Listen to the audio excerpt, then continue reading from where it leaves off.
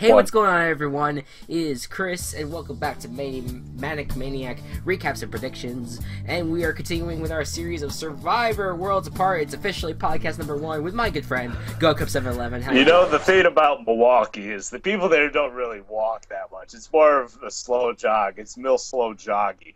You know, I give it a 3 out of 5 stars. Yelp. What? Mel Jockey? Mill Slow Joggy. Mill Slow Joggy. It's not Milwaukee because they don't really walk there. It's more of a slow jog. 3 out of 5 stars. Oh, they can't really. They can't even. They just waddle because they eat so much cheese. True. You gotta keep that in mind, man. All right. Yeah. So welcome back to Survivor Worlds Apart. That was really fucking stupid. It's all right. What did you think about the first episode? I really liked it. I think it's going to be a good season this year. There are a lot of really memorable personalities. Last season, I didn't really think there were very many. This season, like, there are a lot of people that stand out. I don't even remember half the people's names. I think I only retained, like, Natalie and, like, maybe Jeremy. Keith. Yeah, Keith. I like that. Yeah. But I mean... Fucking Baylor. Okay, sorry, go ahead. I absolutely... I love the premiere. I thought they did a really good job. They hype it up as usual. Right. You know, one thing that I watch. I don't know if you ever heard of him. His name is Rob Cesternino. He was he was a contestant at one point with Survivor. He does his podcast on Survivor. I watched it today, or like yesterday or so, and he said something that was really interesting. Is how they kept on saying how it's going to be the best premiere ever and it's going to be the best show ever, which could be true. But when they say it's the best premiere ever, I mean, no. I look back like a few seasons back. I forget what season it was. He actually mentioned when I was just like, oh my god, yeah, that was a really good premiere, and now I forget it. I think it was the premiere of Fans vs. Favorites, even though that season wasn't too great. Fans vs. Favorites season 2, like the second Fans vs. Favorites. Yeah, the second Fans vs. Favorite had a really good premiere. Just because Eric they hyped up Eric's redemption, like he was gonna get so redeemed about this, and then yeah, exactly. I thought it was just fantastic, and for this premiere, I thought it was good. It was a good start. Maybe not the best ever, but it was a very good start. A lot of surprises too. A lot of opinions have changed now. So let's get into it. So many opinions. So many opinions. So many. So now we open up scene 1. We see they're going through the jungle, and all of a sudden, we see these 3 pickup trucks. Yeah, they have a little jungle music, and we see 3 pickup trucks running down.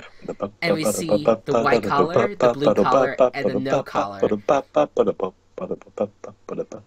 Sorry, I was you were adding the ambience. I thought you were going to keep going along with it. I know, no, well, because I was just gonna mention, like, I didn't go too much into this one because they're kind of just doing like the intro stuff, which we kind of already covered in the last episode. But essentially, some things that I thought were interesting. So said that she makes every single person that she ever worked with cry. I thought that was very interesting, but no. Dan said that he wants to be remembered on Survivor one way or another, so he might even. He's basically saying that if he is remembered in a bad way or a good way, he doesn't care. He just wants to be remembered, which I thought was very interesting. Joaquin wants booze and girls, which is not really a surprise. I just wrote that down. I love the comparison that Ronnie said that Ronnie is filet mignon and everyone else is a bunch of steakums.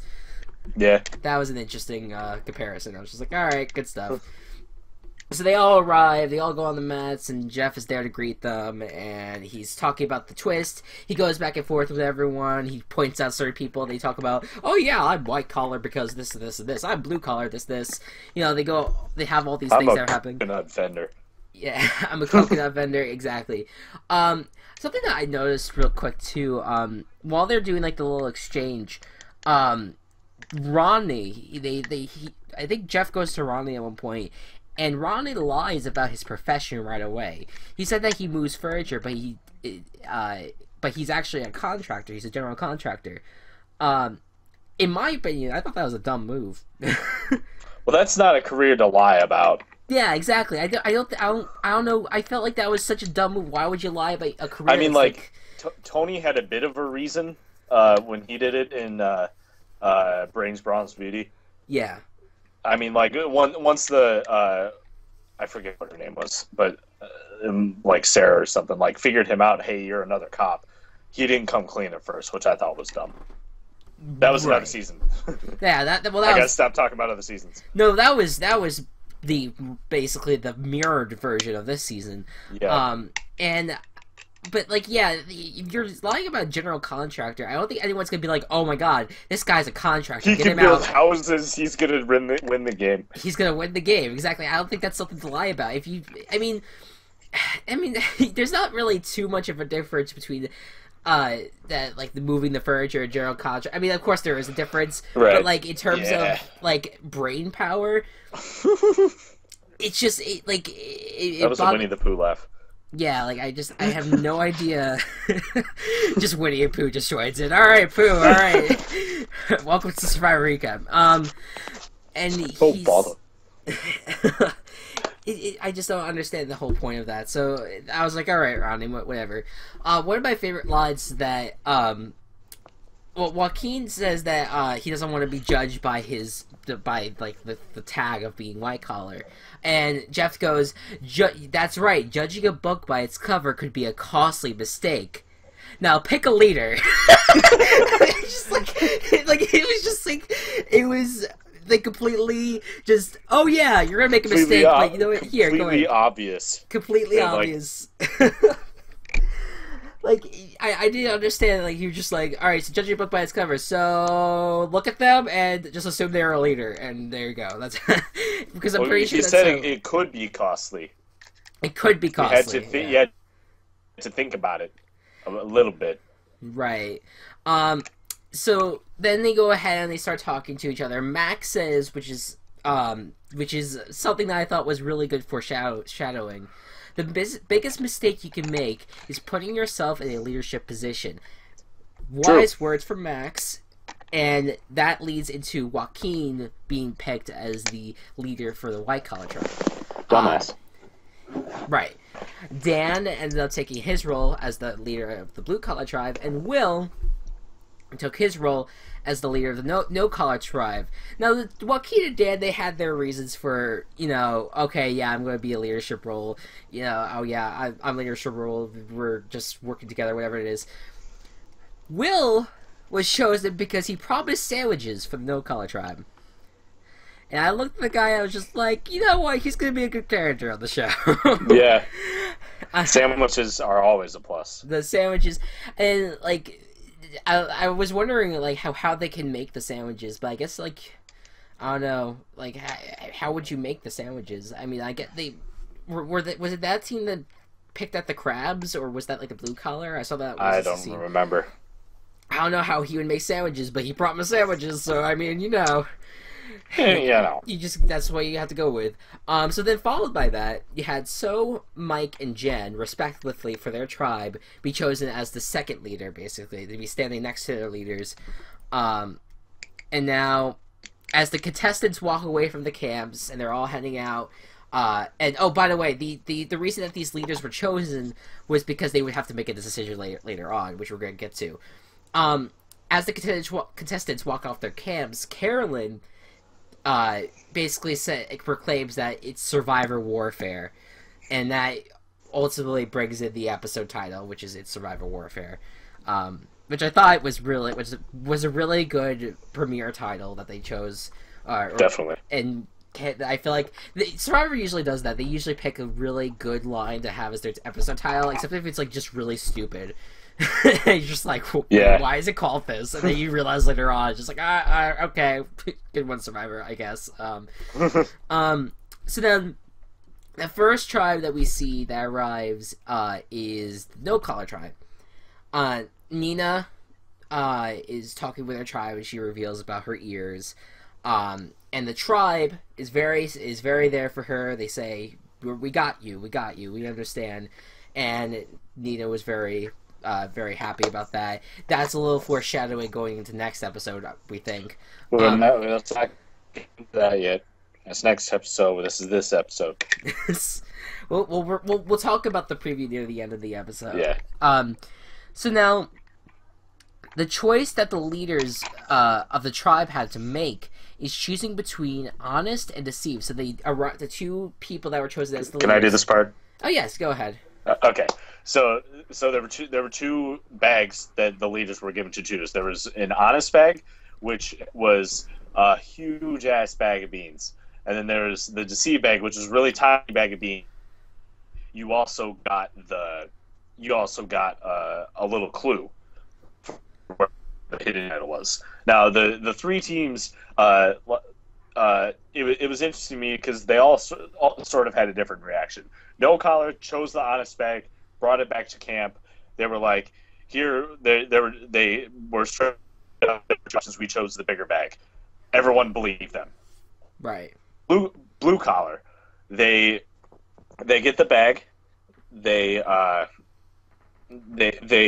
debate about it for a while. One of them wants to do deceive. One of them thinks that honest is the best one. They end up going with honest. They bring it back.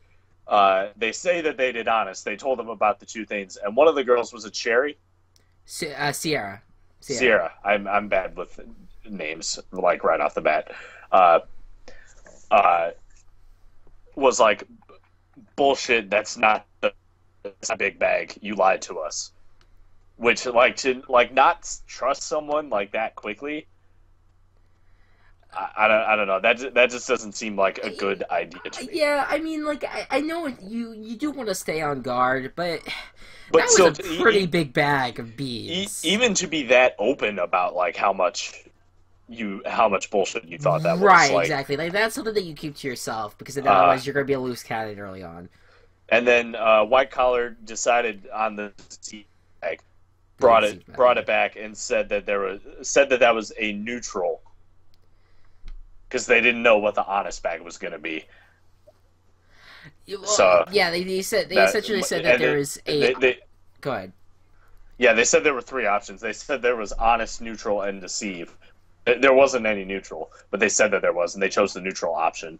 And most people actually believe that, which I guess that makes it an okay lie, but not really.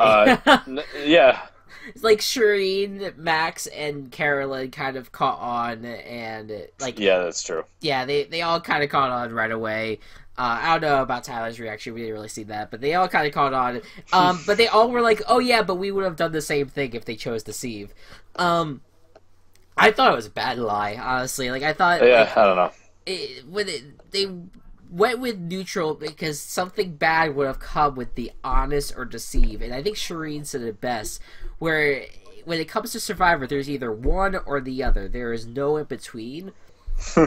So that is true. So like I like that point that she gave it, that you really they would never give you a neutral option. It's either you're honest or you're deceiving, and they believe that they are deceiving. So now So and Joaquin are clearly looked at as bad people. Yeah. Right off the bat, and they have an immunity idol, so now they're they have a clue. Yeah, the clue rather. Yeah, they have the clue, and now they're gonna be going out and looking for it. Well, and since they were out looking for it, can I segue into what you think I'm segueing into? Or do you want to do it in order of the episode? Yeah, I have it in order of the episode. Let me just see that. Well, what happens is that with this whole thing happening with So and Joaquin, all of a sudden that they feel like they're being they feel like that they're lying to all of them. Shireen decides to pair up with Carolyn, and they form an alliance, and then they bring Max in as well. So that there's a three-way alliance that forms right there, which seems like it's gonna be a pretty close bond. Although Max, I know he's gonna probably keep his options open. Yeah, try to work both sides. And then we cut into the Blue Collar again. Now they're getting food, fire, and shelter. They're working together. They're doing well. And then it goes into Ronnie and Lindsay. That little scene that starts. So they're talking about the tattoos that each of them have, and Ronnie shows her a tattoo that he has on his arm that is dedicated to his sister who died a few years back. Now, I'm hoping that he's telling the truth. I'm sure he is. Yeah, I'm sure he is. Yeah. I wouldn't get a tattoo, and one, that's not something that I would joke or lie about.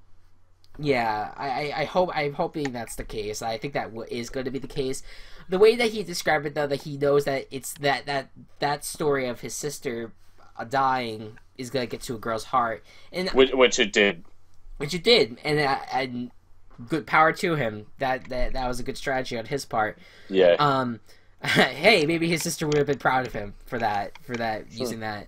And he says, but something that really irked me, when he said in the confessional or whatever, he says that girls want to sit back and let a man take the leader role. Fuck you. Okay. It was just really like, okay, dude, you need to take it down a few notches, okay? Yeah. Like, it almost seems like he has like this kind of man, oh yes, man. I am the man, and I will be the leader of all the boobies. Like, no, it's not gonna happen like that. All of the boobies. All of the boobies, no. And then At we get least into the Scorpion and Mr. Mike. The Scorpion. Mike decided that he was going to get any source of protein that he could because like it's very like rare on Survivor, like, getting food. So like if you need protein, like you can get protein and stay ahead of the game. So he like finds a scorpion in like a log that he's like setting up or something, cuts off its tail so it can't sting him, and then even though the tail does contain poison, and most of that poison is connected to the rest of the scorpion's body, right? He decides to eat the scorpion because it's an extra source of protein. Not cooking it or anything. Just eat it. Just straight eat it, and then his stomach was messed up for a good while after that. So, power to you, Mike. You done fucked up. I mean, I wanted like I really like. I'm just looking at this guy, and I'm thinking like he wants to try to have this full Survivor experience where he eats weird things and like just does it just to have that experience. But you gotta realize it's a scorpion. Yeah, you have to realize right from wrong. Like, I mean, you could find something else that is not known to be poisonous and eat that and see if you won't throw up at that. Like, hey, that's okay. Easy. Yeah, that's too easy. No, you have to go for the poisonous. I don't know. I don't know what his point was, and I wrote down that he's now sick and puking, and people are laughing at him. And yeah, with good reason. It was poor guy. I liked his personality, but I think he's just kind of a little bit of a dumbass. At least in that corner. Okay, let's get into Vince and Jen. So, no color. Boy. They're doing very well. They are bonding well together. They're working well together. They're like praising a coconut, and it was kind of weird. Oh, hail the coconut. What's that song? The coconut. Put the lime in the coconut and shake it all shake it up. Shake it all up or something like that. The coconut and shake it off. Shake it off. Oh God, let's not bring Taylor Swift into this. All right, so Taylor Swift. All right. No, yeah, I like Taylor Swift. I actually like that song. I feel like people look at me like, what? Why do you like Taylor Swift stuff? Like, I mean, hey, that's catchy. We have it in Basketball Band. It's a song. Shake it off. Yeah. It's pretty good. All right, so Vince likes Jen a lot, obviously. A lot. So Vince talks to her about how they can work well together and how they have how the spirits align with them. And he says in confessional how his greatest weakness is his intense attraction to women. Jen thinks he's playing a little too hard, doesn't know if she should act like what he sees her as, but she says it's worth it to have allies, and her approach is basically to smile and nod. And then Joe and Vince start butting heads over building the shelter. Joe doesn't like being told what to do, especially if it's wrong. Vince thinks Joe needs to be able to work with everyone. Oh, the drama. And I said that they were gonna work well together. Me too, man. I mean, because of course, when you read the bios and then you watch the cast videos, like naturally, as a human, you want to think the best of people. You don't really want to see the flaws in them. Like, it's kind of obvious their flaws. Like, you look at Rodney and you look at Joaquin, and you kind of see. I have a deep attraction towards women. Jesus Christ. Right, exactly. You don't really. When I looked at Vince and discussed with you, like, you seem pretty laid back. You seem like he wasn't really gonna be a problem. But now he seems like he's gonna end up being pretty creepy. Yeah, really creepy. All right, we'll get back to that in a second. Let's head back to Blue Collar, where they're not really working well with Dan. He's being really bossy, and the way he's talking makes Sierra and Lindsay laugh at him. He tries being quiet, but still gets a hard time. He walks away, and Ronnie says that he needs to get out Harry Potter's grandfather. Okay. Which was mean. And then Mike goes ahead and comforts Dan, and just tells him that, you were definitely being called out there, but, don't think that you don't have a friend in me, which I thought was a very sweet moment. Yeah, I thought it was a very sweet moment. I mean, I think Dan was kind of being a little aggressive, because all of a sudden I thought Dan, when he initially started talking, when like Lindsay said, "Oh, we should work on the bamboo," I thought Dan was initially kidding. He was like, "No, that's the stupidest thing you'd ever do." I thought he was kidding. I thought that was like, Dan just being a kidder. No, he was being serious, and I felt bad because I do like Dan. I think he could be a good character, but I think he had this annoying bossiness that was inside him that kind of was just like, whoa, where the hell did that come from? But Mike is on his side, so I mean, they're kind of the outcast. At least there's one. Yeah, there's one person and 4 people against you. There's one person who likes you. I thought Ronnie's comment about him being Harry Potter's grandfather, which doesn't even make any sense, because it was a mean comment. It was a really mean comment. I thought that was like a little unnecessary. That was bad, and you should feel bad. Yeah, it kind of shows what kind of personality Ronnie is. Yeah, he's a dick, essentially. Yeah. All right, back to No Collar. No Collar watches Joe make a fire. Now this kind of brings in MacGyver Joe that we talked about last episode. He uses random items to make the fire, and he does so successfully. Whoops, got distracted for a second. Earning him points with the tribe, essentially. Like, they good for him. That. Jen is talking a lot with Joe, which makes Vince very jealous. So Vince takes Jen aside and asks her if she has a better connection with Joe, and when she denies it, he follows that up with, "You're not attracted to him, not even a little." Jen's like, what? What the hell? Jen says that she likes them both as human beings. She knows his puppy dog's feelings for her were hurt, and she knows how to fix them, she thinks. And she reassures Vince that she wants it to be her and him. Vince, in confessional, says he feels like she's being fake. She asks if she's so fake. Yeah, she asks if he feels better. And he says, "If you give me a good hug." The hug lasted for a very long time, and Jen in confessional says, "Don't hug me for that long, you smell bad." That was a really awkward hug to watch. That was like they sat there for a good, like, more than 10 seconds, and it was kind of like, whoa. Yeah, Vince is a really creepy fellow. Yeah, he was kind of like the whole time he was just smiling and just having his eyes closed and just, he wrapped his arms around it. I'm pretty sure, like, it was just really creepy to watch. And Jen was just like, "Yeah, don't hug me for that long." Just don't do that. I really wanted to see Vince as being a better character, but he just got really creepy really fast. Poor guy. Guy. I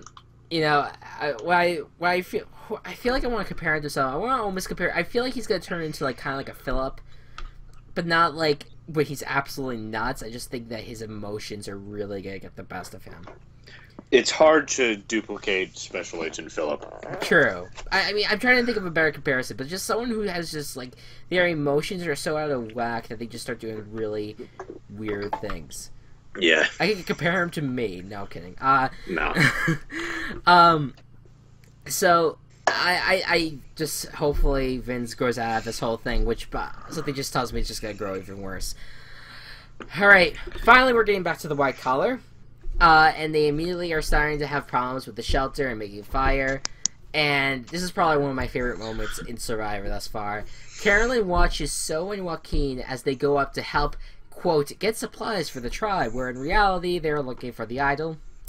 Carolyn knows this and decides to go looking for herself. She knows in seasons past how the location of the island is somewhere that looks different, and without even picking up a clue, having a clue in her possession at all, she finds the idol. just out of nowhere, just finds the idol, like this tree.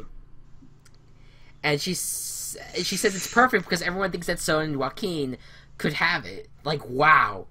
Wow. It's very impressive. Like, very smart move on Carolyn to go out looking for the idol.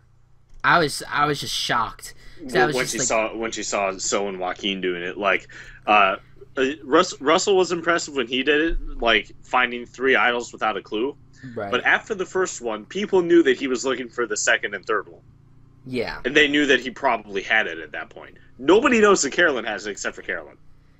Well, at this point. At this point. But yeah, I thought it was just really impressive on her part. Just that singular move just completely changed my position on her. I thought she was going to be like a Missy, but it turns out that she's going to be a lot more outspoken than we thought she was. She's that New Yorker type person where she's just loud and obnoxious, but she's I feel like she's I know, I've dealt with those before. Well, you deal with me, so I think that she is going to be a force to be reckoned with going forward. So now we have scene 3. I have this divided into scenes almost. We're now going into the challenge itself. Yes. So the challenge is basically teams must race down a ramp, crawl through an obstacle, then decide how to get a ladder out of a box. They must choose between untying the knots or unlocking the locks. Both will release the ladder that's within the box. They then must go up, across, and down a pair of large boxes. Then they must bring the ladder... With the ladder. Yeah. They must bring a ladder through another obstacle. And after that... Like pushing and pulling. Yeah, that seems like it's like really aggressive. Yeah. They must... after that... They must decide what puzzle they would do. They have to use the ladder to actually get up and grab a puzzle bag. There's a 5-piece puzzle, a 10-piece puzzle, and a 50-piece puzzle. The 5 has the fewest pieces but is the hardest to figure out. The 10 forces you to think creatively. And the 50 has the most pieces but is the easiest puzzle. So the first 2 teams to finish wins immunity. The first team to finish gets a fire-making kit, and the second team gets flint. So... the challenge starts, and you can kind of see that white collar is doing really well. The no collar is doing really well. I want to say red collar because they're freaking color red. Well, then there's the yellow collar. Yeah, the yellow collar. The white collar got pissed on. And then you have the blue collar, which is kind of falling behind. I was taking a drink when you said that. Sorry. They're kind of falling behind. When they get to the boxes, when they have to choose between untying the knots and doing the locks, all 3 teams immediately went to the locks, and then they ended up all just giving up doing the knots. All doing the knots. White collar got ahead like really early because I think So was untying the knots. Yeah, really So well. was untying the knots. She was doing really well with that. So white collar gets really far ahead, like on the latter part especially. Yeah, the latter part didn't take very long. No collar's like really gaining ground though. Right, and then blue collar is like stuck doing like the knots. They're so far behind with the knots. They're so far behind. So then they get to the puzzles, and the team, the white collar, they choose the 50-piece puzzle, which is the easiest. And in the no collar, they got the 10-piece because they wanted to think creatively, which I thought was pretty interesting. Right. May I ask? I actually wasn't paying attention during the actual like explanation of the challenge part, so I didn't hear what the 5-piece puzzle was like. It was 5 pieces, and it was like the hardest to figure out because they were all like these really wacky shapes, and you had to try to put it together to like form a square. Okay. I mean, I don't know. You would think that 5 pieces. Oh yeah, that's really easy, but no, yeah, I definitely would have gone with the 10-piece if I was there. I would have done the same. So what happened was that now both white collar and red collar, they're working on the puzzle. No collar. I'm sorry, I keep on saying that. It's okay. The no collar, they're both working on the puzzle, and then blue collar is starting to get there, but they're really far behind. And then all of a sudden, Shireen's having a ton of trouble trying to complete this puzzle. She's not even past the first line. She's still trying to figure out what's happening. And red collar passes them and ends up winning that. No collar. Did I say red collar again? Yes. God yes, damn it! No collar and no collar does. Joe was on the puzzle, and it was a tree puzzle from one of Malcolm's seasons. Right. That's I forget what season exactly, but Malcolm had done that tree puzzle before. Yes, I recognized it too. I knew it was like reused, but it was from one of Malcolm's seasons. But Joe did like really well. Like as soon as he got like the first three were a little slow, but after that it was just like bam, bam, bam. He got them all. Yeah, it started out with Jen, but she got swapped out for Joe. And they won the whole thing. They got the fire kit, even though they didn't really need it because they had MacGyver Joe. And now white team, they're having so much issues. Then finally the blue collar comes around, they grab the 10-piece. No one went with the 5-piece. They grab the 10-piece, and then they start doing the creative puzzle. And who was it? I think Mike was initially was the guy that was doing the puzzle. Mike was the one that was doing the puzzle. And Shireen, she's having so many issues. Blue Collar is trying to figure it out, but they're catching up really quickly. They're basically even at this point. Shireen gets swapped out. Max jumps in. Max is trying to do as fast as he can, but it's too late. Mike completes the puzzle and beats White Collar. Blue Collar gets the flint. They get the second place little immunity idol after being like really far behind. Far behind. They just came out of nowhere, just won the whole thing. Like they were still on the ladder, like climbing the ladder when like the other two teams got to the puzzle practically. Yeah, it was absolutely ridiculous how far behind they were. They should have lost that challenge, but they got lucky, and White Collar was just not doing well, and White Collar is sent to tribal councils. No collar, Blue Collar. They're on their way. We don't hear from them throughout the rest of the show. We don't need to, because they're irrelevant after you win challenges. They're absolutely irrelevant. Well, sometimes they do show them coming back, and there's some sort of scene that occurs, but they absolutely nothing happens. They go right to White Collar. Nothing important happens. Yeah, exactly. So White Collar comes back to camp. And they know that it has to be a girl tonight, which I was really confused about. Like, why a girl? Is it because they're weaker, or? I think that's what the case was. Yeah, I hate this idea that. I mean, I guess that's just naturally what we go with. That we were like, oh yeah, we have to give her a girl because they're the weakest. Like, I don't like that. I don't like that. Nah, me neither. I feel like that's kind of like, well, what if there's a really weak guy? I feel like that's gonna be the case with Blue Collar though. If the Blue Collar ends up losing. Like they might go after Dan because he might be because he's old and on the weaker side. Yeah. So Max and So are the first people that we see talking, and Max was thinking Shireen, which I was surprised about. He's kind of throwing a person on the bus, but I think that he was trying to play both sides at that point. Yeah, and I mean Shireen seemed like an obvious choice because she was doing really bad on the puzzle. Right. Exactly. But Zoe has other plans. She was like looking at him, and she was like, she thinks that Carolyn is a better choice to vote out because she doesn't do anything. She didn't step up or anything. She just thinks that Carolyn is such a better choice to vote out. Yeah. So gets around and talks with Tyler and Joaquin, and she does her rounds. And Carolyn gets immediately very suspicious of So she talks to. So what? So she talks to her and Joaquin about who they're voting for, and they are both extremely. They're the worst liars because like Joaquin is just like, I have who I have in mind, and I'm just like, I vote who I want to vote. Yeah, right. And it's just like, just say a name. Survive. Just say a name. It doesn't even need to be the right name. Just say a name so you cover your ass. Don't be like, oh, well, I'm just going to go ahead and just vote where I want. And it was so annoying. They did finally say Shireen to her. And Carolyn could smell the bullshit. So Tyler goes to Carolyn, and he's kind of like her savior, and says that her name is being tossed around. The guy who played...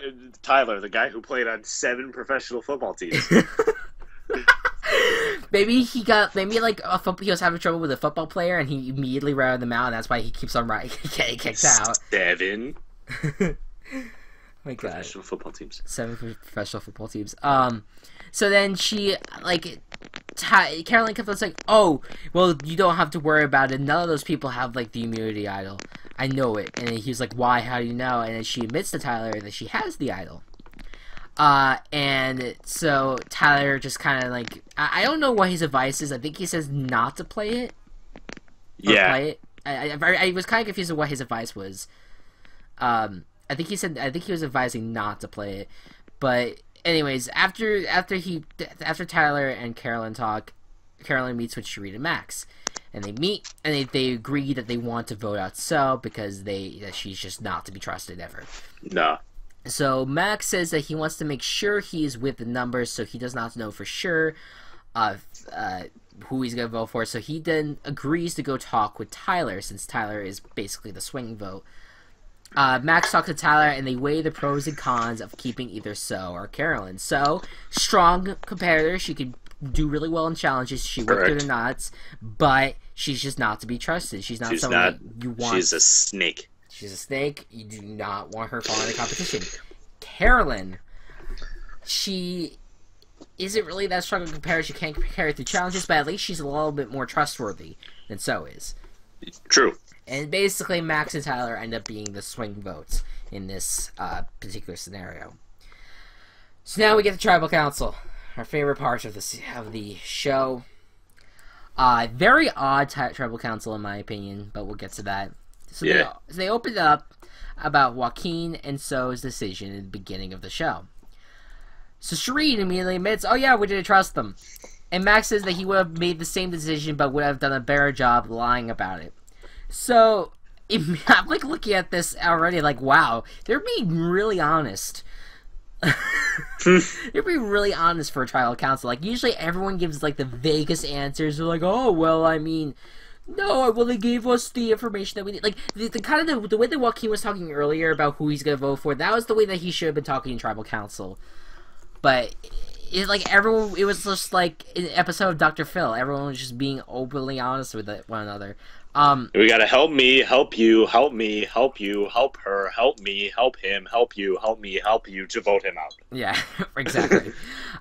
So says it's heartbreaking for it to come out that way when Shireen and Max said that they believe that they were lying, because the four of them are so strong. Of course. And Carolyn was just like, "Excuse me, bitch," and she says, like, who are you talking about? And so I was talking about, or Joaquin says that it's him, So, Max, and Tyler, who are the four strong. And it was immediately like that.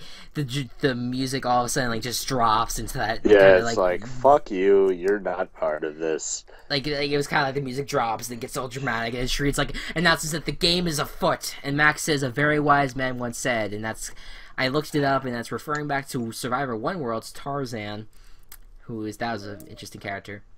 Oh yeah, that fucker. Yeah, he was interesting. That fucker. Not Tyson, the Tarzan. He was he was like the only person I remember from Survivor One World is Colton, and that's just because of how much of a douchebag he was. Right, and the fact that they let him come on twice and he quit twice. Yeah. I hope we don't have a quitter this season. I feel like it would be too. I just hope they I don't know.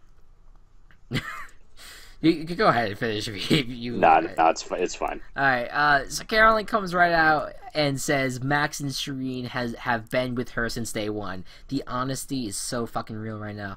So asks if Max was lying to her.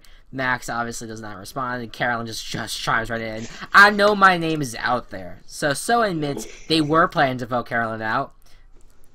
Very honest Tribal Council. Well, yeah. They fight over the fact that So and Joaquin told Carolyn they are voting Shireen, and how Carolyn and Shireen are the weakest. Carolyn asks, "How hard is it to open up knots?" but then Tyler says that So was the reason that they took over the challenge, which I guess is argumentative, but that is kind of true. So So was the reason they did well in the challenge, no question. Yeah, So says she screwed up in the beginning, but she is there for the tribe in challenges. I feel like I love the fact that she said that she's for the tribe in challenges. In challenges, 100%. So Carolyn asks. So Carolyn asks So, "I'm not there for the tribe," and So says no, and that she didn't step up to compete. Carolyn argues she worked her ass off in the camp. Ass. That she is just as athletic as anyone here. Ass. I work my ass. God damn it. Tyler admits that... Can that be the title for this? Sure, I work my ass. I don't even think I entitled these. I have to see. Oh. Tyler admits that if they make the wrong decision, they would be right back here with Jeff. That could be very true. Max is thanking the survivor gods for a wicked downpour and lots of drama. Oh, Max, the professor. And then the vote begins. After the vote, Jeff asks if anyone wants to use their immunity idol, and surprise, surprise, Carolyn does not use the idol. Doesn't do it. Which I thought was very interesting, was a huge risk. But it paid off. It paid off. 4 votes versus 2 votes. So is voted off of the game. So there she is. So long. Goodbye, So. Goodbye so forever. Long. So long. And Joaquin was the only one that voted Carolyn. Long. So long. God damn it. Everyone else voted for So. Max, Tyler are on Carolyn's side for that one. Right. So is really pissed. I watched a few interviews with her. She really thinks that the tribe was stupid. But then like later on, like I think there was like a live chat that they had with like Jeff Probst or whatever. And he was naked on 2.5 Men. God damn it. Now Jeff Probst. I think Jeff Schroeder from Big Brother. Oh yeah, him. I don't know. I haven't really watched the live shows yet, but I read the thing that she was like, after she said that the tribe was stupid, she kind of took it back, and she was just like, they kind of were smart. That Max was especially smart. He wanted to take out a strong threat early. Which I agree with that. Oh, definitely. So, anyways, speaking of being naked, in the next episode... What the fuck? Okay, so White Collar is running around naked and bottomless. Yeah. Well, it's specifically Max and Shireen. Shireen's like bottomless. And like, what are you doing? Wait, what is that? The music that plays when they run around naked. Oh, okay. I thought it was like some sort of specific reference that you're referencing. I'm just like, what is that? But Max is running around butt naked. Shireen's like bottomless, and like Tyler and Joaquin are having like a little conversation, and like Tyler's just like, "You looked," and like Joaquin's like, "No, I did not look." When you're referring to when Max is running around, I thought that was fantastic. That was just like, all right, good shit. And then interesting cast of people for sure. Nina has a breakdown in front of her tribe. We have no idea what it's about, but she's like, what I got out of it was that she was having like she feels like an outcast to her tribe or whatever. Was that during the challenge that it happened? No, it looked like it was at camp. Okay, I don't know. Yeah. For some reason I see something at a challenge. I don't know. Yeah, I don't know exactly what happened there. I'm interested to see what does happen, because I do like Nina. I like a lot of what she said in like the cast interview, so I'm hoping that she's not like obnoxious or anything. Hopefully it's all good. Yeah, I want to see a deaf person do well too. Yeah, and I did write a little thing about So, which you kind of already disclaimed, that she said that this was her worst nightmare. She never would have thought she was the first one out. She thinks that they made a dumb move because they needed to remain strong, and now they're going to fall apart. She's still trying to wrap her head around it, where like, and this is like her talking immediately after elimination. Okay, my friend, it's now we got to the predictions of this episode. We are going to predict the people that we think will be eliminated next. We're going to stand by our predictions of Max and Joe throughout the whole series of the people that we're going to win. Max, Gocubs predicted, and Joe is the person that I predicted. So, Mr. Gocubs, who do you think will be eliminated next episode? The next person should be eliminated. I think that White Collar is going to win the challenge. No Collar is going to get second place. Blue Collar is going to lose. And because Robbie will most likely have the girls like sort of with him, at least that's my prediction. Max is going to go home. Max? Not Max, Mike. I get those two names mixed up. Mike is gonna go home. Yeah, you can see him being like wanting to get the bigger threat out. I'm gonna say that they're gonna want a quote unquote annoyance out of the tribe, and I'm gonna go by the prediction from last episode, which is Dan. I hate targeting this guy. This is my second time I'm targeting him, but I just feel like he's just someone that it's an easy person to get out. So when just saying, Chris, I think since I got the team that lost right last time, I should get like half a point. Yes, I mean we're not going to be keeping track, but yes, I'm going to keep track. Yeah, half a point. A half a point goes to Go Cubs. And so I'm going to say Dan again. I think it could end up being a very similar situation where do you want to get the so of the tribe, which is not really so, but like. Mike is not even close to the wits of So, though. No, he ate a fucking scorpion. Yeah, a fucking scorpion, yeah. And then we have Dan, who's kind of like the Carolyn tribe, but also not really as smart as Carolyn, so... so there you go. Those are going to be our two predictions. Pick your poison. Mike chose the scorpion. God damn it. Alright, so any last thoughts, Go Cubs?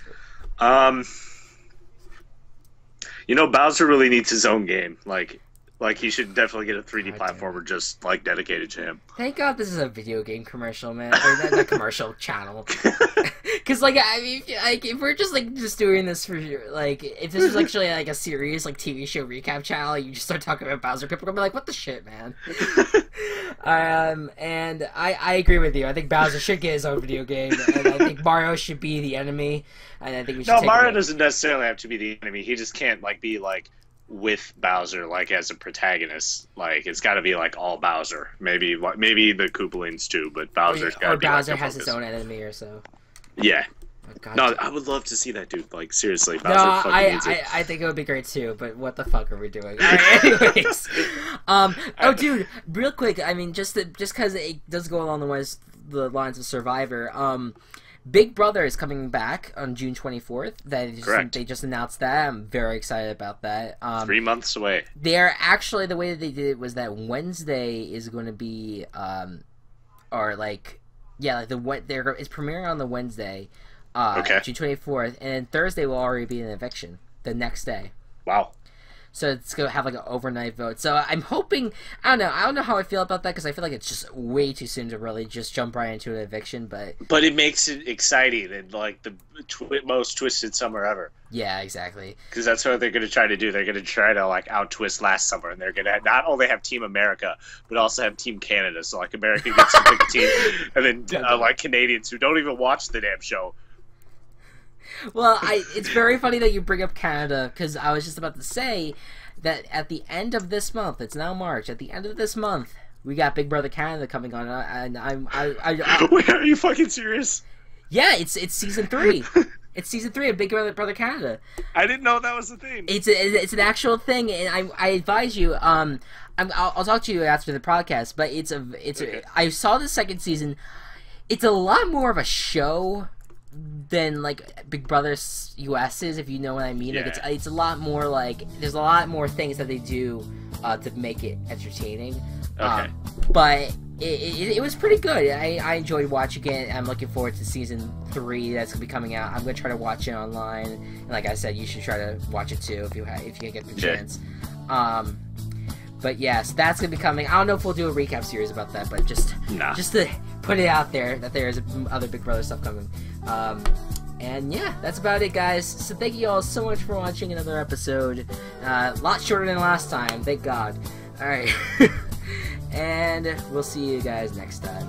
Goodbye. Goodbye.